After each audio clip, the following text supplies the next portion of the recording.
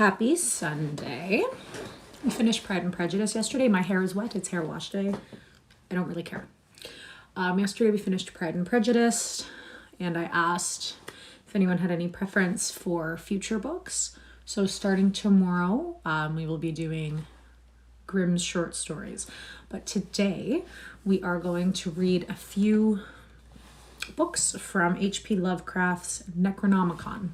So, not sure how long this will be. As always, this will go up on YouTube after, when I get to start a little HP Lovecraft playlist. It's been a while since I read out of this, but let's get into it. Let's start with one called The Nameless City. I'm just going to find the end of it. Oh, it's kind of long. So let's start with one called The Nameless City. When I drew nigh the nameless city, I knew it was accursed. I was traveling in a parched and terrible valley under the moon, and afar I saw it protruding uncannily above the sands as part of a corpse may protrude from an ill-made grave. Fear spoke from the age-worn stones of this hoary survivor of the deluge. This great-grandmother of the eldest pyramid, and a viewless aura, repelled me and bade me retreat from antique and sinister secrets that no man should see, and no man else had ever dared to see. Remote in the desert of Araby lies the nameless city, crumbling and inarticulate, its low walls nearly hidden by the sands of uncounted ages. It must have been thus before the first stones of Memphis were laid, and while the bricks of Babylon were yet unbaked. There is no legend so old as to give it a name, or to recall that it was ever alive, but it is told of in whispers and campfires, and muttered by grandmas in the tents of sheiks, so that all the tribes shun it without wholly knowing why. It was of this place that Abdul al-Razed, the mad poet, dreamed on the night before he sang his unexplainable couplet. That is not dead which can eternal lie, and with strange eons even death may die. I should have known that the Arabs had good reason for shunning the nameless city, the city told of in strange tales but seen by no living man, yet I defied them and went into the untrodden waste with my camel. I alone have seen it, and that is why no other face bears such hideous lines of fear as mine, and why no other man shivers so horribly when the night wind rattles the windows. When I came upon it, the ghastly stillness of unending sleep, it looked at me, chilly from the rays of a cold moon amidst the desert's heat. And as I returned its look, I forgot my triumph at finding it, and stopped still with my camel to wait for the dawn. He is sleeping in a different room. My dog is not here today, but Toothless is. For hours I waited till the east grew gray and the stars faded, and the gray turned to roseate light edged with gold. I heard a moaning and saw a storm of sand stirring among the antique stones through the sky, and was clear and the vast reaches of desert still. Then suddenly above the desert's far rim came the blazing edge of the sun, seen through the tiny sandstorm which was passing away, and in my fevered state I fancied that from some remote depth there came a crash of musical metal to hail the fiery disk as Memnon hails it from the banks of the Nile. My ears rang and my imagination seethed as I led my camel slowly across the sand to that unvocal place, that place which I alone of living men had seen. In and out amongst the shapeless foundations of houses and places I wandered, finding never a carving or inscription to tell of these men, if men they were, who built this city and dwelt therein so long ago. The antiquity of the spot was unwholesome, and I longed to encounter some sign or device to prove that the city was indeed fashioned by mankind. There were certain proportions and dimensions in the ruins which I did not like. I had with me many tools and dug much within the walls of the obliterated edifices, but progress was slow and nothing significant was revealed. When night and the moon returned, I felt a chill wind which brought new fear, so that I did not dare to remain in the city. And as I went outside the antique walls to sleep, a small sighing sandstorm gathered behind me, and blowing over the gray stones, though the moon was bright and most of the desert still. I awakened just at dawn from a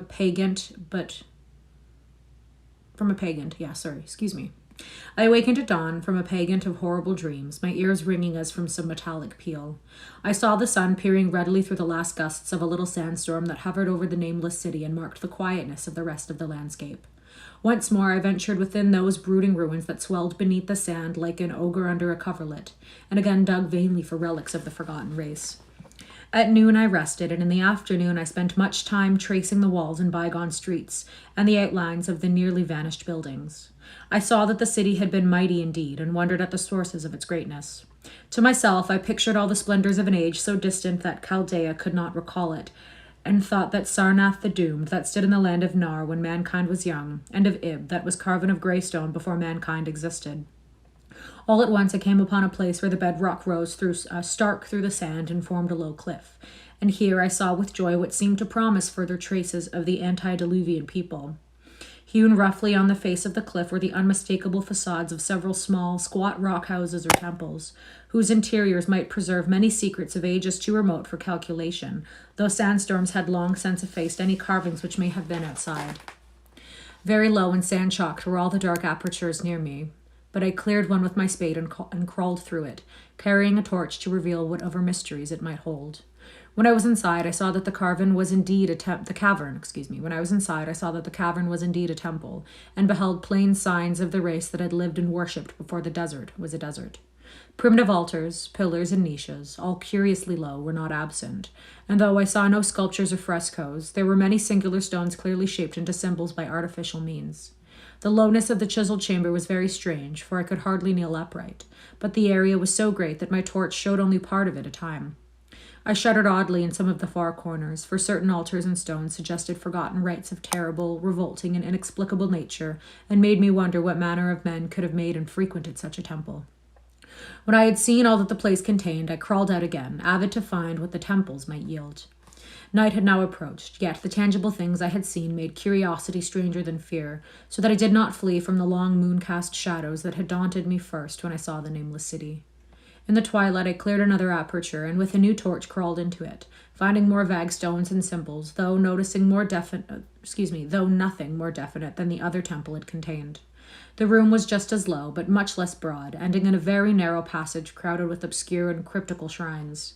About these shrines I was prying when the noise of a wind and my camel outside broke through the stillness and drew me forth to see what could have frightened the beast.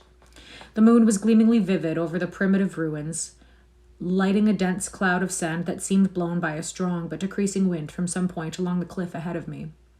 I knew it was this chilly, sandy wind which had disturbed the camel and was about to lead him to a place of better shelter, when I chanced to glance up and saw that there was no wind atop the cliff. This astonished me and made me fearful again, but I immediately recalled the sudden local winds that I had seen and heard before at sunrise and sunset, and judged it was a normal thing. I decided it came from some rock fissure leading to a cave, and watched the troubled sand to trace it to its source, soon perceiving that it came from the black orifice of a temple a long distance south of me, almost out of sight. Against the choking sand cloud I plodded towards this temple, which, as I neared it, loomed larger than the rest, and showed a doorway far less clogged with caked sand. I would have entered had not the terrific force of the icy wind almost quenched my torch. It poured madly out of the dark door, sighing uncannily as it ruffled the sand and spread among the weird ruins.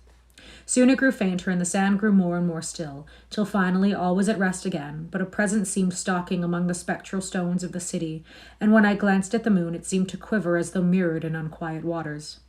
I was more afraid than I could explain, but not enough to dull my thirst for wonder, so as soon as the wind was quite gone, I crossed into the dark chamber from which it had come. This temple, as I fancied from the outside, was larger than either of those I had visited before, and was presumably a natural cavern since it bore winds from some region beyond. Here, I could stand quite upright, but saw that the stones and altars were as low as those other temples. On the walls and roof I beheld for the first time some traces of the pictorial art of the ancient race, curious curling streaks of paint that had almost faded or crumbled away. And on two of the altars I saw with rising excitement a maze of well-fashioned, curvilinear carvings. As I held my torch aloft, it seemed to me that the shape of the roof was too regular to be natural, and I wondered what the prehistoric cutters of stone had first worked upon. Their engineering skill must have been vast. Then a brighter flare of the fantastic flames showed that for which I had been seeking, the opening to those remoter abysses whence the sudden wind had blown, and I grew faint when I saw that it was a small and plainly artificial door chiseled in the solid rock. I thrust my torch within, beholding a black tunnel which the roof arching low over a rough flight of very small, numerous, and steeply descending steps. I shall always see those steps in my dreams, for I came to learn what they meant. At the time, I hardly knew whether to call them steps or mere footholds in the precipitous descent. My mind was whirling with mad thoughts, and the words and warnings of Arab prophets seemed to float across the desert from the lands that men know to the nameless city that men dare not know. Yet I hesitated only for a moment before advancing through the portal and commencing to climb cautiously down the steep passage, feet first, as though on a ladder. It is only in the terrible phantasms of drugs or delirium that any other man can have such a descent as mine. The narrow passage led infinitely down like some hideous haunted well, and the torch I held high above my head could not light the unknown depths towards which I was crawling. I lost track of the hours and forgot to consult my watch, though I was frightened when I thought of the distance I must be traversing. There were changes of direction and of steepness, and once I came to a long, low, level passage where I had to wriggle my feet first along the rocky floor, holding torch at arm's length beyond my head. The place was not high enough for kneeling. After that were more of the steep steps, and I was still scrambling down interminably when my failing torch died out. I do not think I noticed it at the time, for when I did notice it, I was still holding it above me as if it were ablaze. I was quite unbalanced with that instinct for the strange and the unknown which had made me a wanderer upon earth and a haunter of far, ancient and forbidden places. In the darkness there flashed before my mind fragments of my cherished treasury of demonic lore, sentences from Al-Razed, the mad Arab, paragraphs from the apocryphal Nightmares of Damascus, and infamous lines from the delirious Image du Monde of Gautier de Metz. I repeated queer extracts and muttered of Afrasiab and the demons that floated with him down the Oxus, later chanting over and over again a phrase from one of Lord Dunsany's tales, the unreverberate blackness of the abyss. Once, when the descent grew amazingly deep, I recited something in sing-song from Thomas More until I feared to recite more. A reservoir of darkness black, as witches' cauldrons are when filled, with moon drugs in the eclipse distilled. Learning to look if foot might pass, down through that chasm I saw beneath, as far as vision could explore, the jetty sides as smooth as glass, looking as if just varnished over, with that dark pitch the seat of death throws out upon its slimy shore. Time had quite ceased to exist when my feet again fell to level floor, and I found myself in a place slightly higher than the rooms in the two smaller temples, now so incalculably far above my head. I could not quite stand, but could kneel upright, and in the dark I shuffled and crept hither and thither at random. I soon knew that I was in a narrow passage whose walls were lined with cases of wood having glass fronts.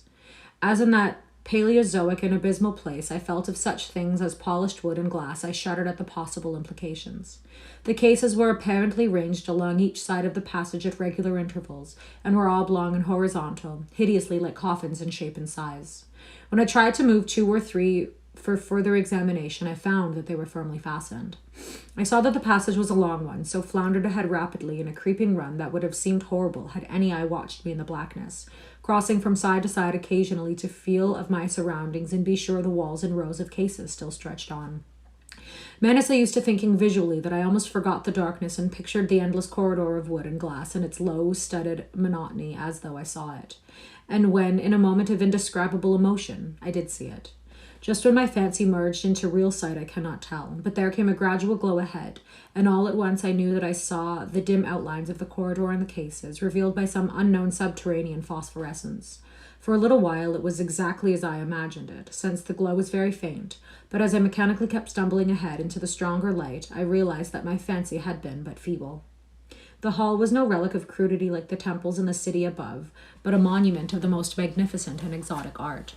Rich, vivid, and daringly fantastic designs and pictures formed a continuous scheme of mural painting whose lines and colors were beyond description.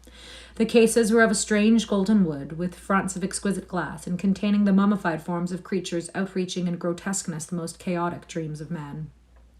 To convey any idea of these monstrosities is impossible. One sec. My neck's at a not great angle, so there we go. To convey any of these monstrosities is impossible. They were of the reptile kind, with body lines suggesting sometimes the crocodile, sometimes the seal, but more often nothing of which either the naturalist or the paleontologist had ever heard. In size they approximated a small man, and their forelegs bore delicate and evident feet, curiously like human hands and fingers. But strangest of all were their heads, which presented a contour violating all known biological principles.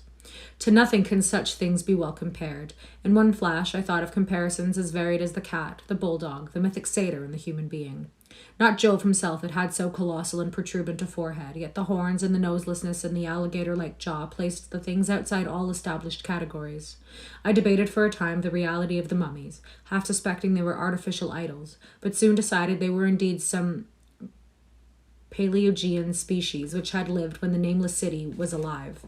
To crown their grotesqueness, most of them were gorgeously enrobed in the costliest of fabrics and lavishly laden with ornaments of gold, jewels, and unknown shining metals. The importance of these crawling creatures must have been vast, for they first held place among the wild designs on the frescoed walls and ceilings. With matchless skill had the artists drawn them in a world of their own, wherein they had cities and gardens fashioned to suit their dimensions, and I could not help but think that their pictured history was allegorical, perhaps showing the progress of the race that worshipped them.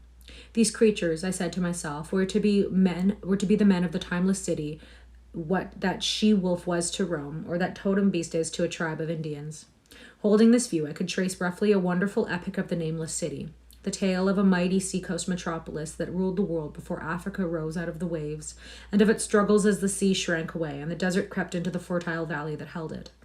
I saw its wars and triumphs, its troubles and defeats, and afterward its terrible fight against the desert when thousands of its people, here represented in allegory by the grotesque reptiles, were driven to chisel their way down through the rocks in some marvelous manner to another world whereof their prophet had told them. It was all vividly weird and realistic, and its connection with the awesome descent I had made was unmistakable. I even recognized the passages. As I crept along the corridor toward the brighter light, I saw later stages of the painted epic, the leave-taking of the race that had dwelt in the nameless city and the valley around for 10 million years, the race whose souls shrank from quitting scenes their bodies had known so long, where they had settled as nomads in the earth's youth, hewing in the virgin rock those primal shrines at which they had never ceased to worship. Now that the light was better, I studied the pictures more closely, and remembering that the strange reptiles must represent the unknown men, pondered upon the customs of the nameless city. Many things were peculiar and inexplicable. The civilization, which included a written alphabet, had seemingly risen to a higher order than those immeasurably later civilizations of Egypt and Chaldea, yet there were curious omissions. I could, for example, find no pictures to represent deaths or funeral customs, save such as were related to wars, violence, and plagues, and I wondered at the reticence shown concerning natural death. It was as though an ideal of immortality had been fostered as a cheering illusion. Still near the end of the passage were painted scenes of the utmost picturesqueness and extravagance, contrasted views of the nameless city and its desertion and growing ruin, and of the strange new realm of paradise to which the race had hewed its way through the stone. In these views, the city and the desert valley were shown always by moonlight, golden nimbus hovering over the fallen walls and half revealing the splendid perfection of former times, shown spectrally and elusively by the artist. The paradisal scenes were almost too extravagant to be believed, portraying a hidden world of eternal day filled with glorious cities and ethereal hills and valleys. At the very last, I thought I saw signs of an artistic anticlimax. The paintings were less skillful and much more bizarre than even the wildest of the earlier scenes. They seemed to record a slow decadence of the ancient stock, coupled with growing ferocity toward the outside world from which it was driven by the desert. The forms of the people, always represented by the sacred reptiles, appeared to be gradually wasting away, though their spirit is shown hovering above the ruins by moonlight gained in proportion. Emaciated priests, displayed as reptiles in ornate robes, cursed the upper air and all who breathed it, and one terrible final scene showed a primitive-looking man, perhaps a pioneer of ancient Iram, the city of pillars, torn to pieces by members of the elder race. I remember how the Arabs feared the nameless city, and was glad that beyond the place the grey walls and ceiling were bare. As I viewed the pageant of mural history, I had approached very closely the end of the low-ceilinged hall, and was aware of a gate through which all came of the illuminating phosphorescence.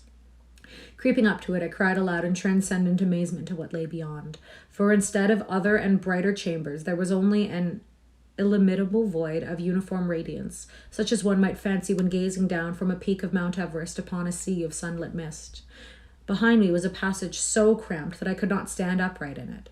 Before me was an infinity of subterranean effulgence. Reaching down from the passage into the abyss was the head of a steep flight of stairs, small, numerous steps like those of black passages I had traversed, but after a few feet the glowing vapors concealed everything.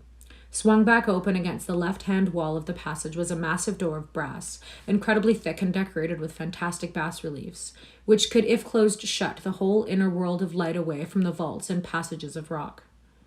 I looked at the steps, and for the nonce dared try them. I touched the open brass door and could not move it. Then I sank prone to the stone floor, my mind aflame with prodigious reflections, which not even a death-like exhaustion could banish.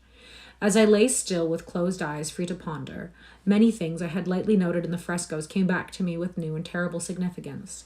Scenes representing the nameless city in its heyday, the vegetation of the valley around it, and the distant lands with which its merchants traded. The allegory of the crawling creatures puzzled me by its universal prominence, and I wondered that it would be so closely followed in a pictured history of such importance. In the frescoes, the nameless city had been shown in proportions fitted to the reptiles. I wondered what its real proportions and magnificence had been, and reflected a moment on certain oddities I had noticed in the ruins. I thought curiously of the lowness of the primal temples and of the underground corridor, which were doubtless hewn thus out of deference to the reptile deities there honored, though it perforce reduced the worshippers to crawling. Perhaps the very rites here involved a crawling in imitation of the creatures.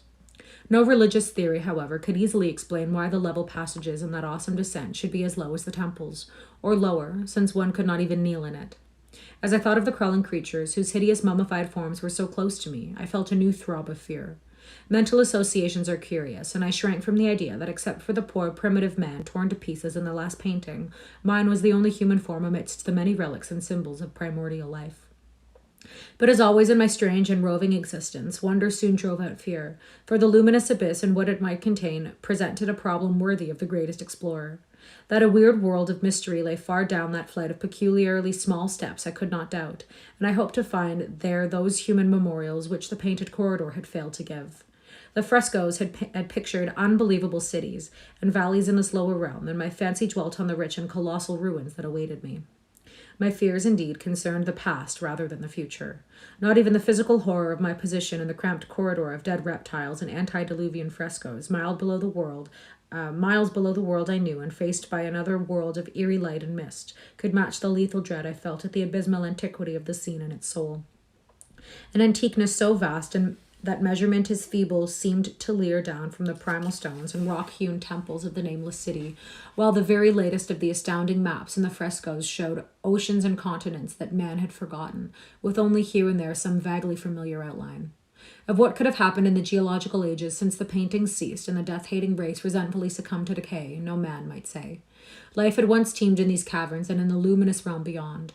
Now I was alone with vivid relics, and I trembled to think of the countless ages through which these relics had kept a silent, deserted vigil. Silently, there came another burst of that acute fear which had intermittently seized me ever since I first saw the terrible valley and the nameless city under a cold moon, and despite my exhaustion, I found myself starting frantically to sitting posture and gazing back along the black corridor towards the tunnels that rose to the outer world. My sensations were like those which had made me shun the nameless city at night, and were as inexplicable as they were poignant. In another moment, however, I received a still greater shock in the form of definite sound, the first which had broken the utter silence of these tomb-like depths. Sorry, my goodness. It was a deep, low moaning, as of a distant throng of condemned spirits, and came from the direction in which I was staring. Its volume rapidly grew, till it soon reverberated frightfully through the low passage, and at the same time I became conscious of an increasing draught of cold air, likewise flowing from the tunnels as the city above. The touch of this air seemed to restore my balance, for I instantly recalled the sudden gusts which had risen around the mouth of the abyss each sunset and sunrise, one of which had indeed revealed the hidden tunnels to me. I looked at my watch and saw that sunrise was near, so braced myself to resist the gale that was sweeping down to its cavern home as it had swept forth at evening. My fear again waned low, since a natural phenomenon tends to dispel broodings over the unknown. More and more madly poured the shrieking, moaning night wind into the gulf of the inner earth. I dropped prone again and clutched vainly at the floor for fear of being swept bodily through the open gate to the phosphorescent abyss. Such fury I had not expected, and as I grew aware of an actual slipping of my form towards the abyss, I was beset by 1,000 new terrors of apprehension and imagination. The malignancy of the blast awakened incredible fancies. Once more I compared myself shudderingly to the only human image in that frightful corridor, the man who was torn to pieces by the nameless race, for in the fiendish clawing of the swirling currents there seemed to abide a vindictive rage all the stronger because it was largely impotent. I think I screamed frantically near the last. I was almost mad. But if I did so, my cries were lost in the hell-born babble of the howling wind wraiths. I tried to crawl against the murderous invisible torrent, but I could not even hold my own as I was pushed slowly and inexorably towards the unknown world. Finally, reason must have wholly snapped, for I fell to babbling over and over that unexplainable couplet of the mad Arab Al-Razed who dreamed of the nameless city, that is not dead, which can eternal lie, and which strange eons even death may die. Only the grim brooding desert gods know what really took place, what indescribable struggles and scrambles in the dark I endured, or what Abaddon guided me back to life, where I must always remember and shiver in the night wind till oblivion, or worse, claims me. Monstrous, unnatural, colossal was the thing, too far beyond all the ideas of man to be believed except in the silent, damnable hours of the morning when one cannot sleep. I have said that the fury of the rushing blast was infernal, cacodemonical, and that its voices were hideous with the pent-up viciousness of desolate eternities. Presently, these voices, while still chaotic before me, seemed to my beating brain to take articulate form behind me, and down there in the grave of unnumbered eon-dead antiquities, leagues below the dawn-lit world of men, I heard the ghastly cursing and snarling of strange-tongued fiends.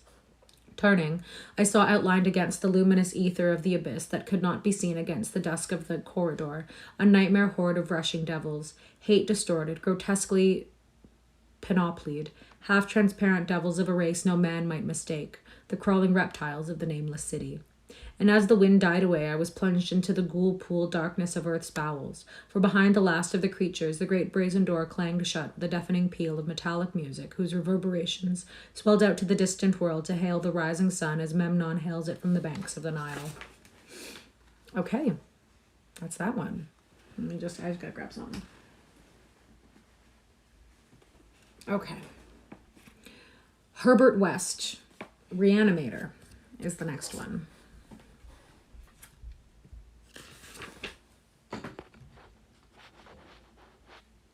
Thank you, UK Andrew. Thanks for hanging out. Ooh, okay, this one's long.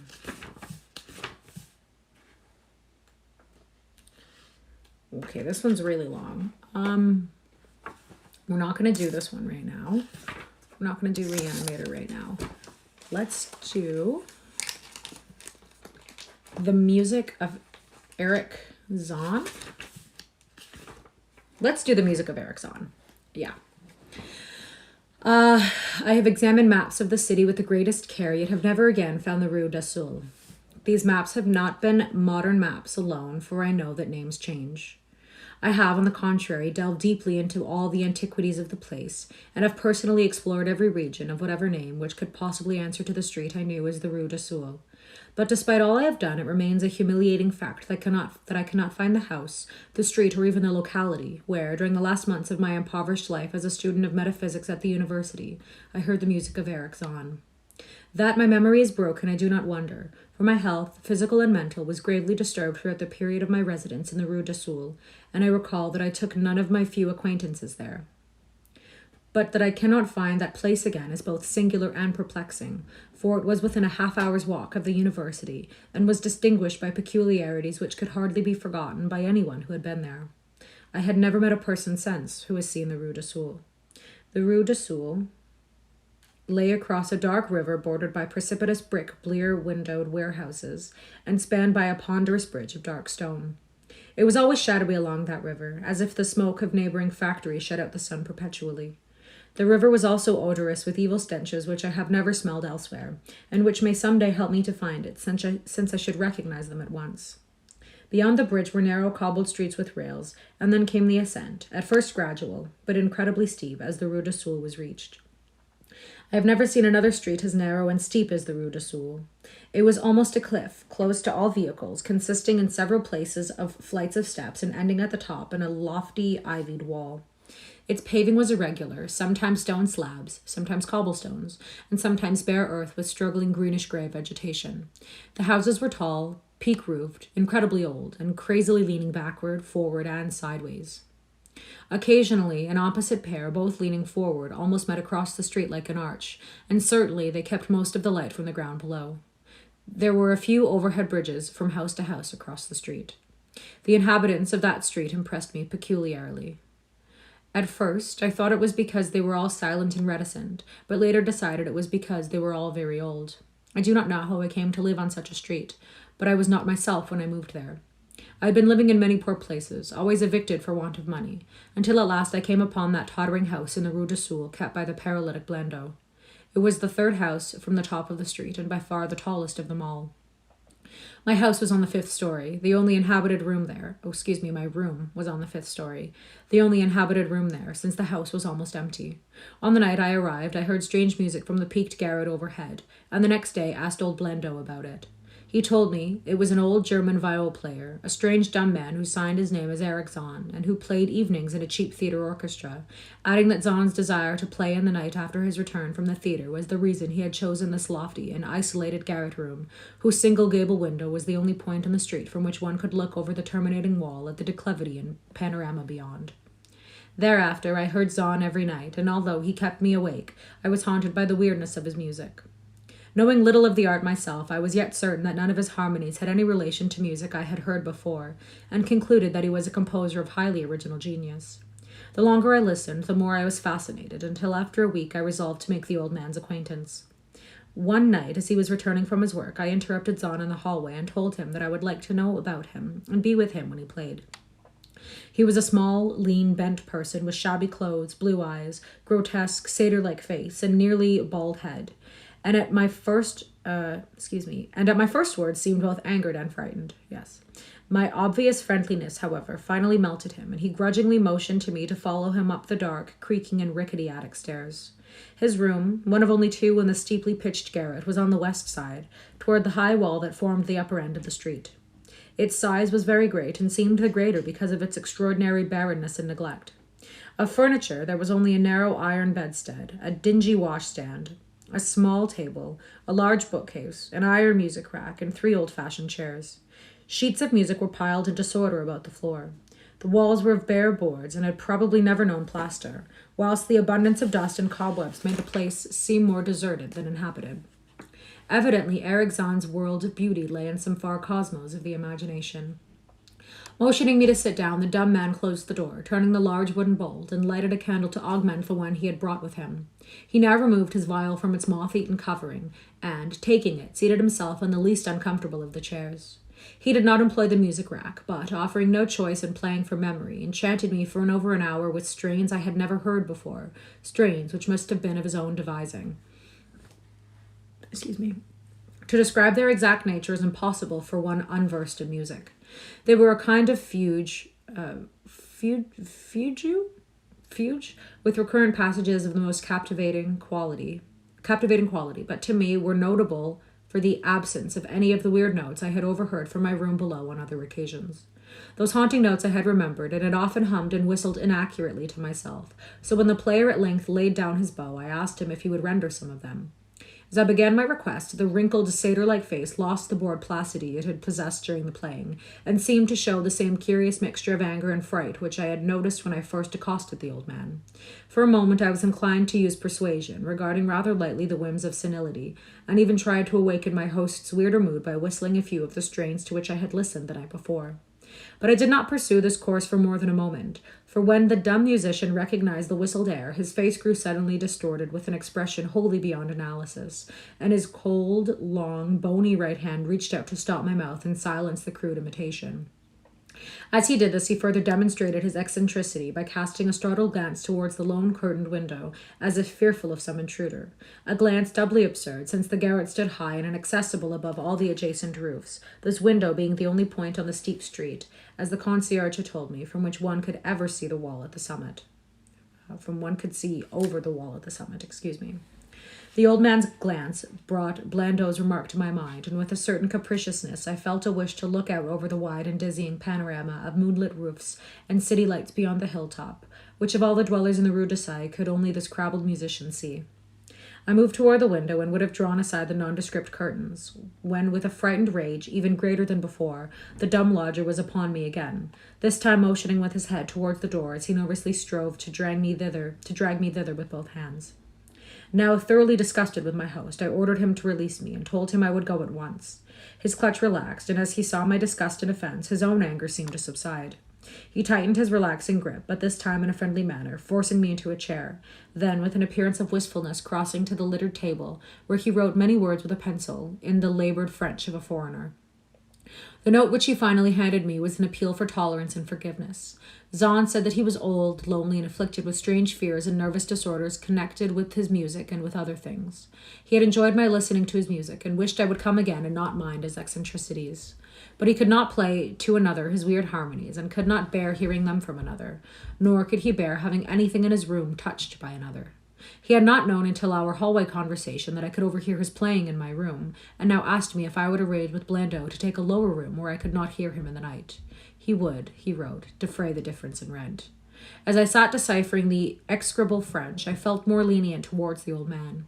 He was a victim of physical and nervous suffering, as was I, and my metaphysical studies had taught me kindness. In the silence there came a slight sound from the window. The shutter must have rattled in the night wind, and for some reason I started almost as violently as did Eric Zahn.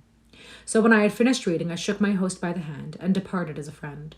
The next day, Blando gave me a more expensive room on the 3rd floor, between the apartments of an aged moneylender and the room of a respectable upholsterer. There was no one on the 4th floor. It was not long before I found that Zahn's eagerness for my company was not as great as it had seemed while he was persuading me to move down from the 5th story. He did not ask me to call on him, and when I did call, he appeared uneasy and played listlessly. This was always at night. In the day, he slept and would admit no one. My liking for him did not grow, though the attic room and the weird music seemed to hold off an odd fascination for me. I had a curious desire to look out of that window, over the wall and down the unseen slope at the glittering roofs and spires which must lie outspread there. Once I went up to the garret during theatre hours when Zahn was away, but the door was locked. What I did succeed in doing was to overhear the nocturnal playing of the dumb old man. At first, I would tiptoe up to my old 5th floor, then I grew bold enough to climb the last creaking staircase to the peaked garret.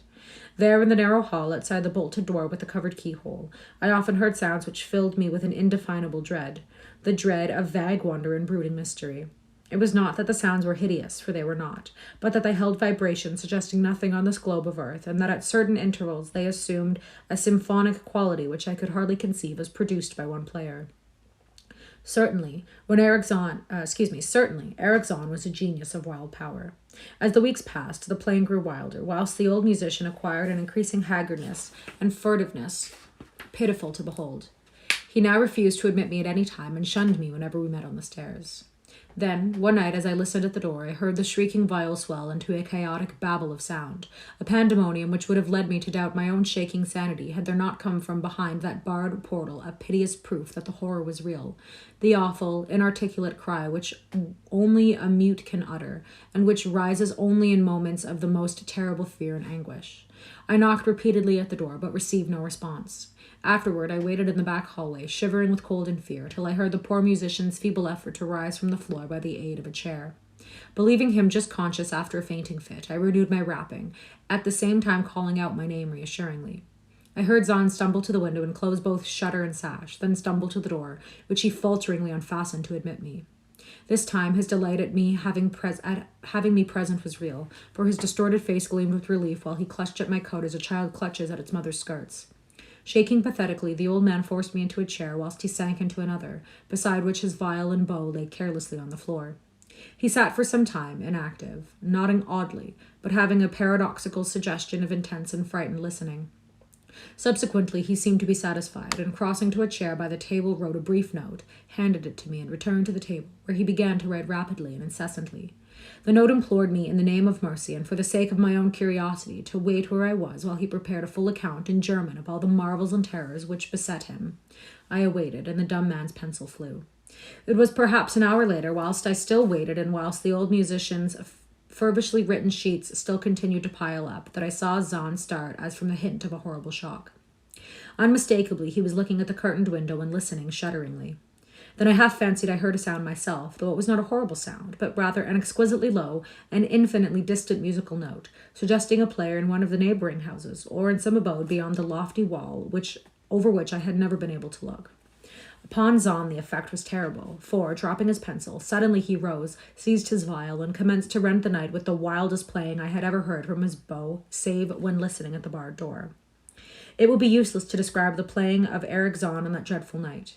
It was more horrible than anything I had ever overheard, because I could now see the expression of his face, and could realize that this time the motive was stark fear. He was trying to make noise, to ward something off or drown something out. What, I could not imagine, awesome though I felt it must be. The playing grew fanatic, delirious and hysterical, yet kept to the last the qualities of supreme genius which I knew the strange old man possessed.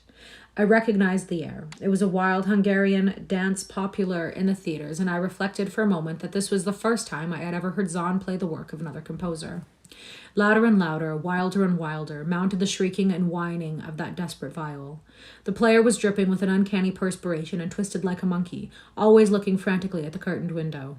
In his frenzied strains, I could almost see shadowy satyrs and bacchanals dancing and whirring insanely through seething abysses of clouds and smoke and lightning. And then I thought I heard a shriller, steadier note that was not from the viol, a calm, deliberate, purposeful, mocking note from far away in the west. At this juncture, the shutter began to rattle in a howling night wind, which had sprung up outside as if in answer to the mad playing within. Zahn's screaming viol now outdid itself, emitting sounds I had never thought a viol could emit. The shutter rattled more loudly, unfastened, and commenced slamming against the window. Then the glass broke shiveringly under the persistent impacts, and the chill wind rushed in, making the candle sputter and rustling the sheets of paper on the table where Zahn had begun to write out his horrible secret. I looked at Zahn and saw that he was past conscious observation. His blue eyes were bulging, glassy and sightless, and the frantic playing had become a blind, mechanical, unrecognizable orgy that no pen could even suggest. A sudden gust, stronger than the others, caught up the manuscript and bore it toward the window. I followed the flying sheets in desperation, but they were gone before I reached the demolished panes. Then I remembered my old wish to gaze from the window, the only window in the Rue de Sèvres from which one might see the slope beyond the wall and the city outspread beneath. It was very dark, and the city's lights always burned, and I expected to see them there amidst the rain and wind. Yet when I looked from that highest of all gable windows, looked while the candle sputtered and the insane viol howled with the night wind, I saw no city spread below, and no friendly lights gleamed from remembered streets, but only the blackness of space illimitable, unimagined space alive with motion and music, and having no semblance of anything on earth. And as I stood there looking in terror, the wind blew out both candles in that ancient peaked garret, leaving me in a savage and impenetrable darkness with chaos and pandemonium before me, and the demon madness of the night-bang viol behind me. I staggered back in the dark, without the means of striking a light, crashing against the table, overturning a chair, and finally groping my way to the place where the blackness screamed with shocking music. To save myself and Eric Zahn, I could at least try, whatever the powers opposed to me. Once I thought some chill thing brushed me, and I screamed, but my scream could not be heard above that hideous viol. Suddenly, out of the blackness, the madly sawing bow struck me, and I knew I was close to the player. I felt ahead, touched the back of Zahn's chair, and then found and shook his shoulder in an effort to bring him to his senses. He did not respond, and still the viol shrieked on without slackening. I moved my hand to his head, whose mechanical nodding I was able to stop, and shouted in his ear that we must both flee from the unknown thing of the night. But he neither answered me nor abated the frenzy of his unutterable music, while all through the garret strange currents of wind seemed to dance in the darkness and babble. When my hand touched his ear, I shuddered, though I knew not why. Knew not why till I felt the still face, the ice-cold, stiffened, unbreathing face whose glassy eyes bulged uselessly into the void. And then, by some miracle, finding the door and the large wooden bolt, I plunged wildly away from that glassy-eyed thing in the dark, and from the ghoulish howling of that accursed viol whose fury increased even as I plunged. Leaping, floating, flying down those endless stairs through the dark house, racing mindlessly out into the narrow, steep, and ancient street of steps and tottering houses, clattering down steps and over cobbles to the lower streets in the putrid canyon-walled river, panting across the great dark bridge to the broader, healthier streets and boulevards we know. All these were terrible impressions that linger with me. And I recall that there was no wind, and that the moon was out, and that all the lights of the city twinkled. Despite my most careful searches and investigations, I have never since been able to find the Rue de Sèvres, but I am not wholly sorry, either for this or for the loss in undreamable abysses of the closely written sheets which alone could have explained the music of Eric Zahn. Quite the story. And this next one is called The Lurking Fear. It's also quite a long one, which we are not going to do today. The Hound isn't that long, so let's do The Hound. Let's do The Hound, and then I think that's good for today. Yeah, okay. I was trying to mark them so I know which ones I read and which ones I haven't read for future. Okay, The Hound. Yeah. In my tortured ears, there sounds unceasingly a nightmare whirring and flapping, and a faint distant baying as of some gigantic hound. It is not dream. It is not, I fear, even madness, for too much has already happened to give me these merciful doubts. St. John is a mangled corpse. I alone know why, and such is my knowledge that I am about to blow up my brains for fear I shall be mangled in the same way. Down unlit and illimitable corridors of eldritch fantasy sweeps the black, shapeless nemesis that drives me to self-annihilation. May heaven forgive the folly and morbidity which leads us both to so monstrous a fate. Wearied with the commonplaces of a prosaic world, where even the joys of romance and adventure soon grow stale, St. John and I followed enthusiastically every aesthetic and intellectual movement which promised respite from our devastating ennui. These enigmas of the symbolists and the ecstasies of the pre-Raphaelites were all ours in their time, but each new mood was drained too soon of its diverting novelty and appeal. Only the somber philosophy of the decadence could help us, and this we found potent only by increasing gradually the depth and diabolism of our penetrations. Baudelaire and Huysmans were soon exhausted of thrills, till finally there remained for us only the more direct stimuli of unnatural personal experiences and adventures. It was this frightful emotional need which led us eventually to that detestable course which even in my present fear I mention with shame and timidity, that hideous extremity of human outrage, the abhorred practice of grave robbing. Yeah. Don't rob graves, kids. Don't do that. I cannot reveal the details of our shocking expeditions or catalogue even partly the worst of the trophies adorning the nameless museum we prepared in the great stone house where we jointly dwelt, alone and servantless. Our museum was a blasphemous, unthinkable place, where with the satanic taste of neurotic virtuosi we had assembled a universe of terror and decay to excite our jaded sensibilities. It was a secret room, far, far underground, where huge winged demons carven of basalt and onyx vomited from wide grinning mouths weird green and orange light, and hidden pneumatic pipes ruffled into kaleidoscopic dances of death, the lines of red carnal things, hand in hand woven in voluminous black hangings. What a sentence. Through these pipes came at will the odors our moods most craved, sometimes the scent of pale funeral lilies, sometimes the narcotic incense of imagined eastern shrines of the kingly dead, and sometimes, how I shudder to recall it, the frightful, soul-upheaving stenches of the uncovered grave. Around the walls of this repellent chamber were cases of antique mummies alternating with comely, lifelike bodies, perfectly stuffed and cured by the taxidermist's art, and with headstones snatched from the oldest churchyards of the world. Niches here and there contained skulls of all shapes and heads preserved in various stages of dissolution. There one might find the rotting, bald pates of famous noblemen and the fresh and radiantly golden heads of new-buried children. Statues and paintings there were, all of fiendish subjects and some executed by St. John and myself. A locked portfolio, bound in tanned human skin, held certain unknown and unnameable drawings which it was rumored Goya had perpetrated but dared not acknowledge. There were nauseous musical instruments, stringed brass and woodwind, on which St. John and I sometimes produced dissonances of exquisite morbidity and cacodemoniacal ghastliness, whilst in a multitude of inlaid ebony cabinets reposed the most incredible and unimaginable variety of tomb loot ever assembled by human madness and perversity.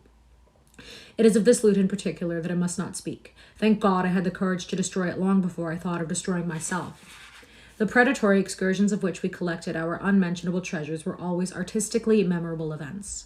We were no vulgar ghouls, but worked only under certain conditions of mood, landscape, and environment, weather, season, and moonlight. These pastimes were to us the most exquisite form of aesthetic expression, and we gave their deaths a fastidious technical care. An inappropriate hour, a jarring lightning effect, or a clumsy manipulation of the damp sod would almost totally destroy for us that ecstatic titillation which followed the exhaustion of some ominous, grinning secrets of the earth. Our quest for novel scenes and piquant conditions was feverish and insatiate. St. John was always the leader, and he it was who led the way at last to that mocking, accursed spot which brought us our hideous and inevitable doom. But what malign fatality were we lured to that terrible hall and churchyard? I think it was the dark rumor and legendry, the tales of one buried for 5 centuries, who had himself been a ghoul in his time and had stolen a potent thing from a mighty sepulchre.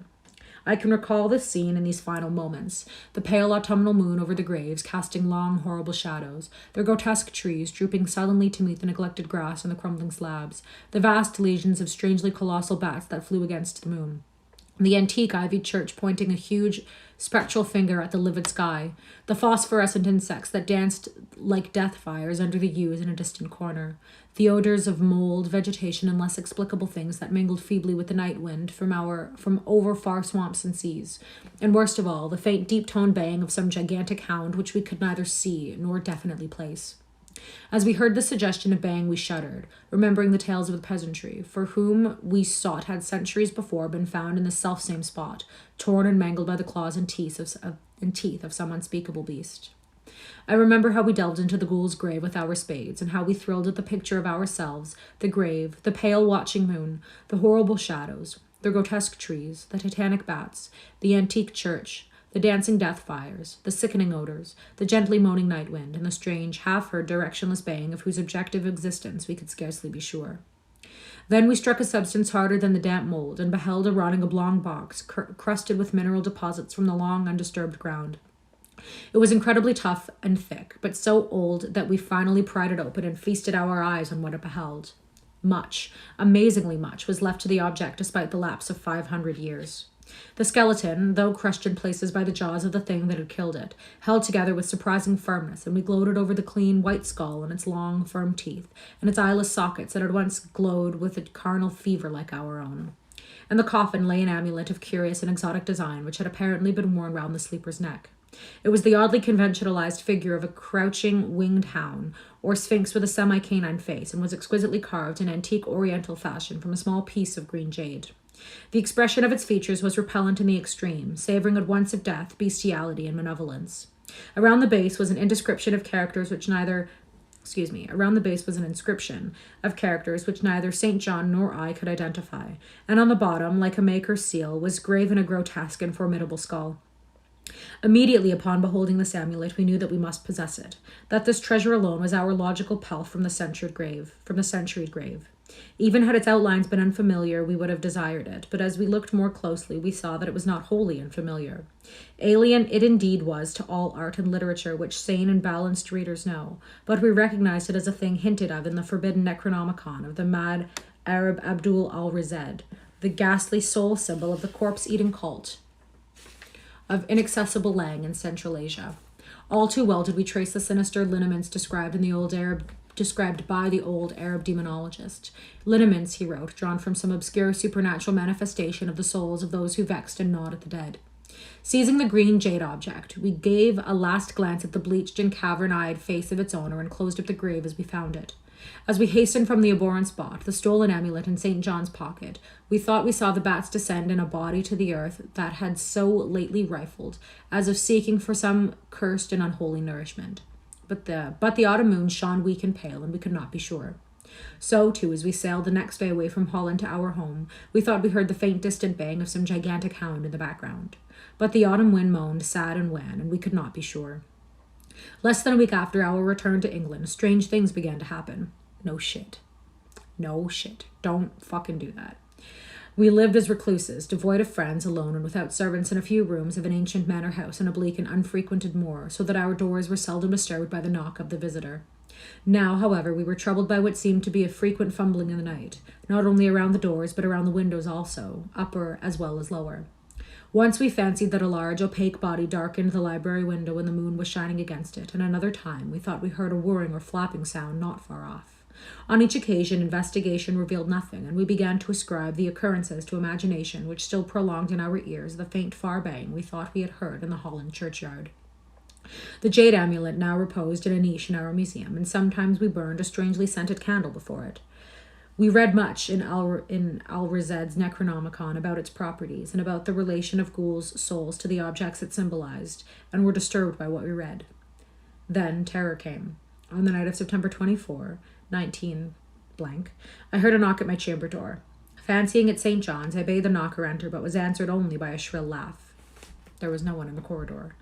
When I aroused St. John from his sleep, he professed entire ignorance of the event, and became as worried as I. It was the night that the faint, distant baying over the moor became to us a certain and dreaded reality. 4 days later, whilst we were both in the hidden museum, there came a low, cautious scratching at the single door which led to the secret library staircase. Our alarm was now divided, for, besides our fear for the unknown, we had always entertained a dread that our grisly collection might be discovered. Extinguishing all lights, we proceeded to the door and threw it suddenly open, whereupon we felt an unaccountable rush of air and heard, as if proceeding far away, a queer combination of rusting, tittering, and articulate chatter. Whether we were mad, dreaming, or in our senses, we did not try to determine. We only realized with the blackest of apprehensions that the apparently disembodied chatter was beyond a doubt in the Dutch language. After that, we lived in growing horror and fascination, Mostly, we held to the theory that we were jointly going mad from our little unnatural excitements, but sometimes it pleased us more to dramatize ourselves as the victims of some creeping and appalling doom. Bizarre manifestations were now too frequent to count. Our lonely house was seemingly alive with the presence of some malign being, whose nature we could not guess, and every night that demonic baying rolled over the windswept moor, always louder and louder. On October 29, we found in the soft earth underneath the library window a series of footprints utterly impossible to describe. They were as baffling as the hordes of great bats which haunted the old manor house in unprecedented and increasing numbers. The horror reached a culmination on November 18th, when St. John, walking home after dark from the dismal railway station, was seized by some frightful carnivorous thing and torn to ribbons. His screams had reached the house, and I had hastened to the terrible scene in time to hear a whir of wings and see a vague, black, cloudy thing silhouetted against the rising moon. There's Ace. It's going off. My friend was dying when I spoke to him, and he could not answer coherently. All he could do was to whisper, "The amulet, that damned thing." Then he collapsed in a nurse mat of mangled flesh. I buried him the next midnight in one of our neglected gardens and mumbled over his body one of the devilish rituals he had loved in life. And as I pronounced the last demonic sentence, I heard afar on the moor the faint baying of some gigantic hound. The moon was up, but I dared not look at it. And when I saw on the dim-lighted moor a wide, nebulous shadow sweeping from mound to mound, I shut my eyes and threw myself face down upon the ground. When I arose, trembling, I know not much later, I staggered into the house and made shocking obeisance before the enshrined amulet of green jade. Being now afraid to live alone in the ancient house on the moor, I departed on the following day for London, taking with me the amulet after destroying by fire and burial the rest of the impious collection in the museum. But after 3 nights I heard the bang again, and before a week was over felt strange eyes upon me whenever it was dark. One evening, as I strolled on Victoria Embankment for some needed air, I saw a black shape obscure one of the reflections of the lamp in the water. A wind, stronger than the night wind, rushed by, and I knew that what had befallen St. John must soon befall me. The next day I carefully wrapped the green jade amulet and sailed for Holland. What mercy I might gain by returning the thing to its silent, sleeping owner I knew not, but I felt that I must try any step conceivably logical. What the hound was and why it had pursued me were questions still vague. But I had first heard the bang in that ancient churchyard, and every subsequent evening St. John's dying whisper had served to connect the curse with the stealing of the amulet. Accordingly, I sank into the nethermost abysses of despair when, at an inn in Rotterdam, I discovered that thieves had despoiled me of the sole means of salvation. The baying was loud that evening, and in the morning I read of a nameless deed in the vilest quarter of the city. The rabble were in terror, for upon an evil tenement had fallen a red death beyond the foulest previous crime of the neighborhood. In a squalid thieves' den, an entire family had been torn to shreds by an unknown thing which left no trace, and those around had heard all night a faint, deep, incessant note as of a gigantic hound. So at last I stood again in the unwholesome churchyard where a pale winter moon cast hideous shadows, and leafless trees drooped sullenly to meet the withered, frosty grass and cracking slabs, and the ivied church pointed a jeering finger at an unfriendly sky, and the night wind howled maniacally over frozen swamps and frigid seas.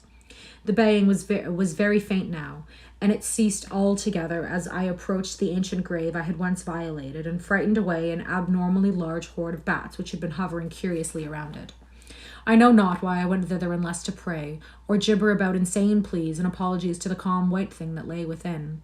But, whatever my reason, I attacked the half-frozen sod with a desperation partly mine and partly that of a dominating will outside myself.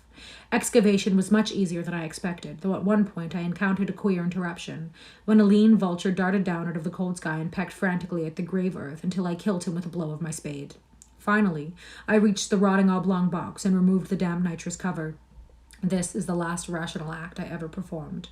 For crouched within that century coffin, embraced by a close-packed nightmare retinue of huge, sinewy, sleeping bats, was the bony thing my friend and I had robbed, not clean and placid as we had seen it then, but covered with caked blood and shreds of alien flesh and hair, and leering sentiently at me with phosphorescent sockets and sharp and sanguine fangs yawning twistedly in mockery of my inevitable doom. And when it gave from those grinning jaws a deep sardonic bay of some gigantic hound, I saw that it held in its gory, filthy claw the lost and fateful amulet of green jade. I merely screamed and ran away idiotically, my screams soon dissolving into peals of hysterical laughter. Madness rides the star wind. claws and teeth sharpened on centuries of corpses, dripping death astride a banicle of bats from night-black ruins of buried temples of Belial.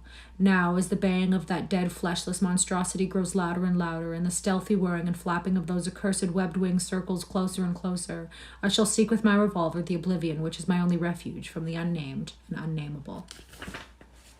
Okay. Wow. And we are almost exactly at an hour, so that is all for today. Thank you so much for reading with me. This will be up on YouTube. Yeah, that's all. Oh, look, my hair's pretty much dry. That's cute. Thanks everyone that hung out with me. That's pretty much it. Gonna upload this on YouTube. KA Reads Classics, same name as this channel. I think it's linked. And I will start the Brothers Grimm, some short stories tomorrow. So yeah, bye. Take care.